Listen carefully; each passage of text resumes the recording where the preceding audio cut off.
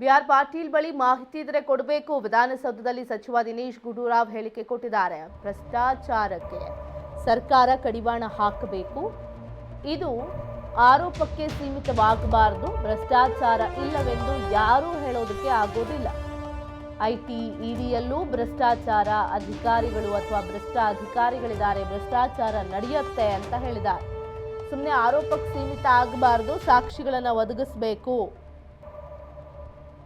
B R Patil ಹೇಳಿಕೆ ಕೊಟ್ಟಿರುವಂಥದ್ದು.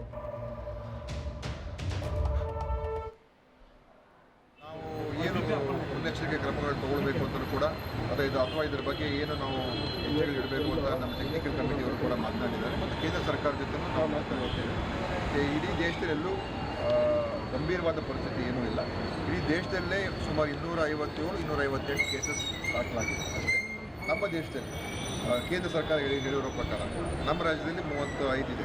ಆದ್ದರಿಂದ ನಾವು ಇದನ್ನು ಖಂಡಿತವಾಗಿಯೂ ಯಾವುದೂ ಭಯಪಡಬೇಕಾಗಿಲ್ಲ. ಈ ಕೋವಿಡ್ ಬಂದಿರತಕ್ಕಂಥವ್ರಿಗೂ ಕೂಡ ಅವರಿಗೆ ಬಹಳ ಒಂದು ಮೈಲ್ಡ್ ಸಿಂಪ್ಟಮ್ಸ್ ಅಂತ ಹೇಳ್ಬೋದು. ಅವ್ರಿಗೆ ಯಾವುದೇ ರೀತಿಯ ಒಂದು ಸೀರಿಯಸ್ ಗಂಭೀರವಾದಂಥ ಒಂದು ಕಂಡೀಷನ್ ಇಲ್ಲ.